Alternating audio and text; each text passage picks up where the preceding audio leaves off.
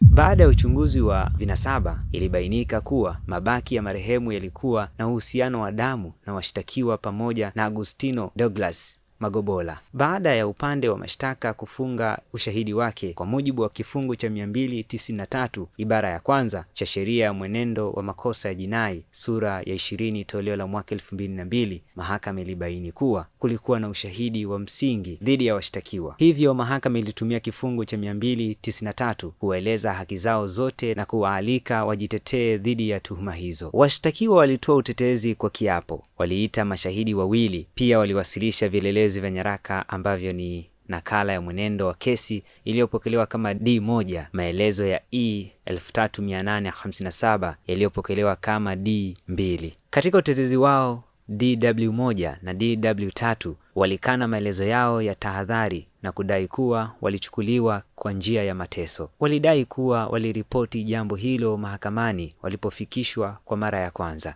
Pia walieleza namna walivyokamatwa na walikanusha kumuua Beatrice. DW2 na DW4 walitoa ushahidi kwa niaba yao, lakini kutokana na ushahidi wote walikuwa wakieleza zaidi tabia ya Beatrice pamoja na mahusiano ya kifamilia kwa ujumla. Mshtakiwa wa pili pia aliibua utetezi wa Albi. Baada ya usikilizaji wa kesi kukamilika, je, kesi dhidi ya washtakiwa imethibitishwa bila kuacha shaka ya msingi? Kutokana na ushahidi uliotolewa pamoja na vielelezo, hakukuwa na shahidi wa macho aliyoona washtakiwa wakimchoma marehemu na kusababisha kifo chake. Ushahidi uliotolewa ulijenga juu ya ushahidi wa mazingira, ushahidi wa kitabibu. Upande wa mashtaka ulinukuu kesi ya Tomola dhidi ya Republic ya mwaka 1980 TLR 254, ambapo iliamuliwa kuwa udhibitisho wa kifo katika kesi za mauaji unaweza kufanywa kupitia ushahidi wa kitabibu au ushahidi wa mazingira. Katika kuamua kesi hii, nitachunguza kama upande wa mashtaka umefanikiwa kudhibitisha vipengele vyote vya kosa la mauaji vilivyoorodheshwa hapo juu. Nitachunguza kila kipengele kimoja baada ya kingine. Kuhusu kipengele cha kwanza, hoja ndogo ni je, imethibitishwa bila kuacha shaka ya msingi kwamba marehemu Beatrice Douglas Magobola kweli alifariki? Hoja hiyo pia iliungwa mkono na ripoti ya daktari aliyefanya uchunguzi wa mwili wake ambayo ilithibitisha kuwa Beatrice alikufa kifo kisicho cha kawaida. Kutokana na kielelezo cha PE5 ambacho ni ripoti ya uchunguzi wa maiti, ilionekana kuwa chanzo cha kifo cha marehemu kilihusishwa na hemorrhagic shock, mshtuko mkubwa wa kupoteza damu. Ripoti hiyo pia ilionyesha kuwa alikuwa na jeraha la kukatwa kifuani. Kulikuwa pia na ushahidi wa mazungumzo yaliyotolewa na washtakiwa kuhusu namna walivyomuua Beatrice na kutupa mwili wake eneo la Nzinga. Ushahidi huo uliunga mkono ushahidi wa PW6 kwamba kulikuwa na mwili uliopatikana mahali ambapo mshtakiwa wa kwanza alidai kuwa walitupa mwili huo. Maungamo ya washtakiwa yaliungwa mkono pia na ushahidi wa daktari kuhusu aina ya mauaji yaliyofanyika. Washtakiwa walikiri kuwa walimchoma kwa kisu, huku ripoti ya kitabibu ikionyesha kuwa alijeruhiwa kwa kitu chenye ncha kali. Ingawa washtakiwa waliweka pingamizi kwa kuyakana na kuyapinga maelezo yao ya tahadhari, uchunguzi maalum, trial within trial, ulifanyika na pingamizi zao zikakataliwa. Maelezo hayo yaliyosababisha kugunduliwa kwa mwili yalipokelewa kama vielelezo katika kujibu hoja hiyo ndogo kwa udhibitisho. Mahakama iliridhika kuwa imethibitisha bila kuacha shaka ya msingi kwamba Beatrice kweli alifariki. Kipengele cha pili. Hoja ndogo ni je, ni washtakiwa waliomsababishia kifo marehemu? Kutokana na ushahidi uliotolewa hapo juu ambao ulijengwa juu ya maungamo ya washtakiwa, walieleza namna walivyomuua marehemu na kutupa mwili wake eneo la Nzinga, Bagamoyo. Maungamo hayo yalipelekea kugunduliwa kwa mwili, na mshtakiwa wa kwanza aliwaongoza polisi hadi eneo walilotupa mwili huo. Walikiri kuwa walimshambulia Beatrice nyumbani kwake na kumchoma. Katika kesi ya Renatus Ngamanywa dhidi ya Republic Criminal Appel namba 15 of 2023, pia katika kesi ya Mboje Mawe and others dhidi ya Republic Criminal Appel namba 86 ya mwaka 2010, mahakama ilisema hatimaye umuhimu wa maungamo hayo uko katika ukweli kwamba alieleza sehemu zilizozikwa, sehemu za mwili alipofika nyumbani kwake aliweza mwenyewe kuzifukua. Hivyo basi, haya yalikuwa maungamo yaliyopelekea kugunduliwa kwa ushahidi. Katika kesi yetu, washtakiwa walikiri kumuua marehemu. Maelezo yao ya tahadhari yalipokelewa. Mshtakiwa wa kwanza aliwaongoza polisi hadi eneo walikoutupa mwili. Ushahidi huo uliunganika na ushahidi wa PW6 kwamba katika eneo hilo kulikuwa na mwili uliopatikana siku moja baada ya mauaji. Mwili huo, kupitia ushahidi wa kitabibu, ulithibitika kuwa wa ndugu yao.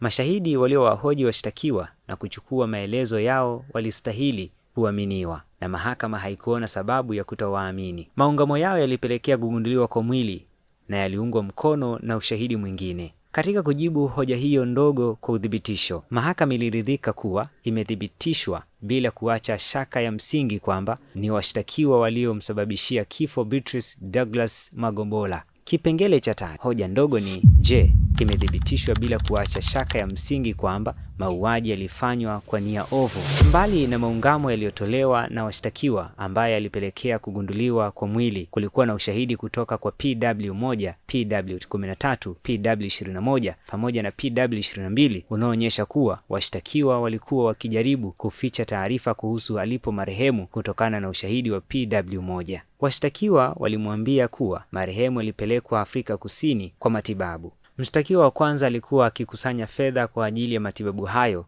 PW13. Kulikuwa pia na ushahidi kutoka kwa PW14 kwamba mshtakiwa wa pili alimwambia marehemu aliugua ghafla, akaenda Afrika Kusini kwa matibabu, akaomba shilingi milioni 5 kwa ajili ya matibabu. Mahakama iliona kitendo hicho cha kuficha taarifa kuhusu alipo marehemu kuwa ushahidi wa wazi wa kuwepo kwa nia ovu. Sababu nyingine iliyoonyesha nia ovu ilikuwa kitendo cha kupeleka mwili Bagamoyo katika eneo la Nzinga na kuutupa huko. Aina na ukubwa wa silaha iliyotumika, nguvu iliyotumika katika shambulio, sehemu ya mwili iliyolengwa pamoja na aina ya majeraha yaliyosababishwa ni miongoni mwa mambo yanayozingatiwa wakati wa kuchunguza kama kulikuwa na nia ovu katika kesi hii. Sababu ilikuwa kumzuia kwenda Mbeya kutoa ushahidi kama alivyoeleza PW13. Mahakama iliona kuwa washtakiwa walitumia nguvu kubwa, walitumia silaha hatari. Shambulio lililoelekezwa sehemu muhimu ya mwili, jeraha lilikuwa kubwa sana.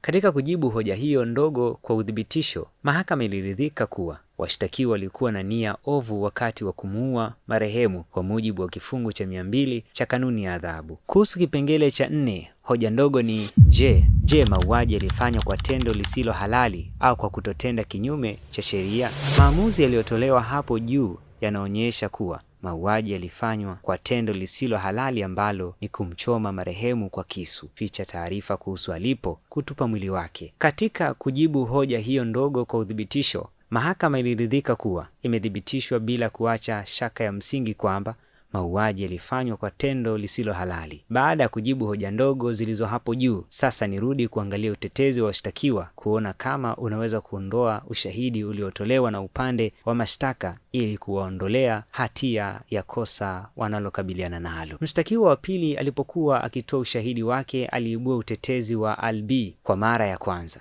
Hakuweza kutimiza matakwa ya kifungu cha 194 ibara ya 4 cha sheria ya mwenendo wa makosa ya jinai sura ya 20 toleo la mwaka 2022. Kutotimiza masharti ya kifungu hicho hakumaanishi moja kwa moja kuwa utetezi wake wa Albi haukubaliki, bali mahakama itazingatia ushahidi wake pamoja na ushahidi wake kuhusu swala hilo. Ilielezwa kuwa utetezi wa Albi unatakiwa kuanzishwa wakati wa uchunguzi ili uonekane kuwa wa kweli, naye hakuweza kueleza kwa usahihi alikokuwa mama yake siku ya tukio. Alitoa ushahidi wa jumla bila kudhibitishwa wowote wa moja kwa moja. Mshtakiwa wa pili pia alikana maungamo aliyotoa kituo cha polisi akidai kuwa aliteswa. Hata hivyo, alishindwa kabisa kudhibitisha madai ya mateso. Kwa upande wa mshtakiwa wa kwanza, naye pia aliyakana maelezo yake ya tahadhari, lakini wakati huo huo alikubali kuwa sahihi iliyokuwepo ni yake, ingawa alidai ilipatikana kwa mateso. Swala hilo lilijadiliwa wakati wa uchunguzi maalum na pingamizi lake lilikataliwa. Maelezo hayo yalipokelewa kama kielelezo.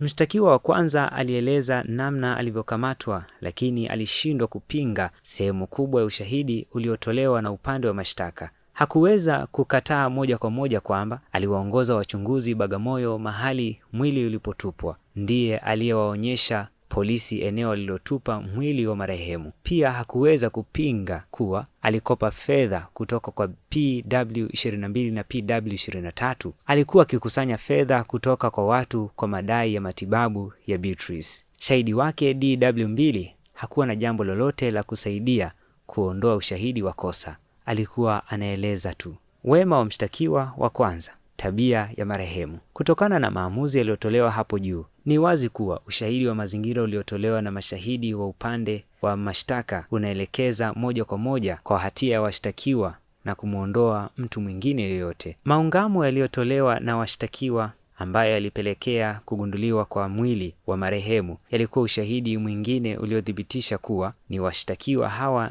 na si mtu mwingine yeyote waliomuua marehemu. Kutupa mwili wa marehemu pamoja na kuficha taarifa kuhusu alipo pia ilikuwa ni ushahidi wa hatia yao. Ripoti za kitabibu za uchunguzi wa maiti pamoja na uchunguzi wa DNA ziliunganisha mlolongo mzima wa ushahidi wa upande wa mashtaka. Nimeuchunguza kwa kina ushahidi wote uliotolewa na upande wa mashtaka kwa ujumla wake na kuupima vizuri ushahidi huo. Ushahidi uliotolewa na mashahidi wa mashtaka unaonyesha bila kuacha shaka kuwa washtakiwa wanahusishwa moja kwa moja na kifo cha marehemu. Vivyo hivyo, nimeangalia ushahidi uliotolewa na upande wa utetezi pamoja na hoja zao za maandishi zilizodai kuwa ushahidi wa upande wa mashtaka una mapengo makubwa yasiyowaonyesha washtakiwa kuwa ndio walioutenda mauaji. Mwisho wa yote niliyoyasema, hitimisho langu lisiloepukika ni kwamba ushahidi uliotolewa na mashahidi wa upande wa mashtaka umethibitisha kosa la mauaji bila kuacha shaka yoyote ya msingi. Hivyo basi, ninawatia hatiani washtakiwa kwa kosa la mauaji kinyume na kifungu cha 196 cha kanuni ya adhabu sura ya 16 toleo la mwaka 2022 na watia hatiani mara moja. Imetolewa Dar es Salaam tarehe 7 Oktoba mwaka 2025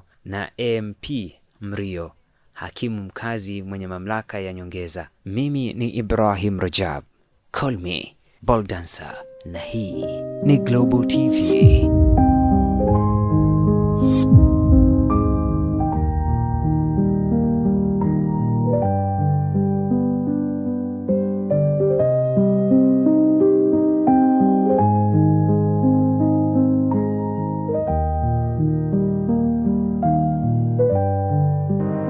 Ili kuwa mwanafamilia bora wa Global TV, usisahau kusubscribe, like, kushare na kucomment. Baada ya kusubscribe, bonyeza alama ya kengele ili kupata taarifa kwa kila video inayopanda Global TV Online.